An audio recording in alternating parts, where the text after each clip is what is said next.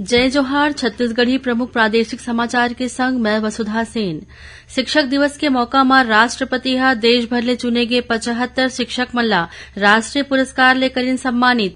एमा अंबिकापुर के आत्मानंद विद्यालय के प्राचार्य डॉक्टर ब्रिजेश पांडे घलो शामिल रहीन। शिक्षक दिवस के मौका में राजभवन में आयोजित समारोह में राज्यपाल विश्वभूषण हरिचंदन हा प्रदेश के अलग अलग स्कूल ले चुने गे 52 जन उत्कृष्ट शिक्षक मन ला राज्य स्तरीय शिक्षक सम्मान ले सम्मानित करीन। मुख्यमंत्री भूपेश बघेल हा आज राजधानी रायपुर में 1318 शिक्षक मन ला नियुक्ति पत्र प्रदान करीन।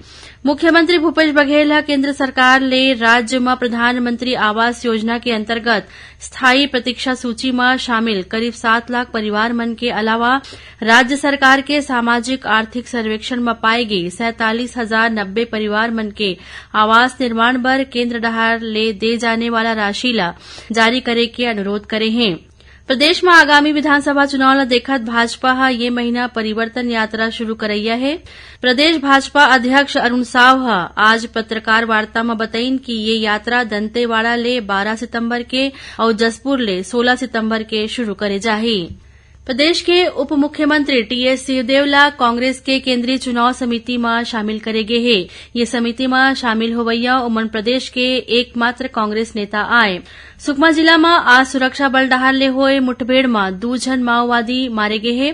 सुरक्षा बल के जवान मन हा घटनास्थल ले एक राइफल और एक ठन पिस्तौल समेत दूसरा सामान बरामद करे हैं। लइका मन में कुपोषण और खून की कमी ला दूर करे के उद्देश्य ले प्रदेश में ये बखत राष्ट्रीय पोषण माह के तहत विशेष अभियान चलाए जात है।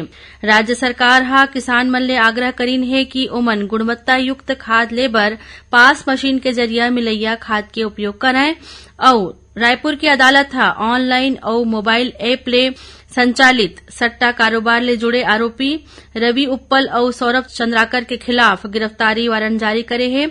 ये दोनों आरोपी मन के दुबई में होए के आशंका जताए जात है। ये रही सप्ताह के प्रमुख प्रादेशिक समाचार। जय जोहार।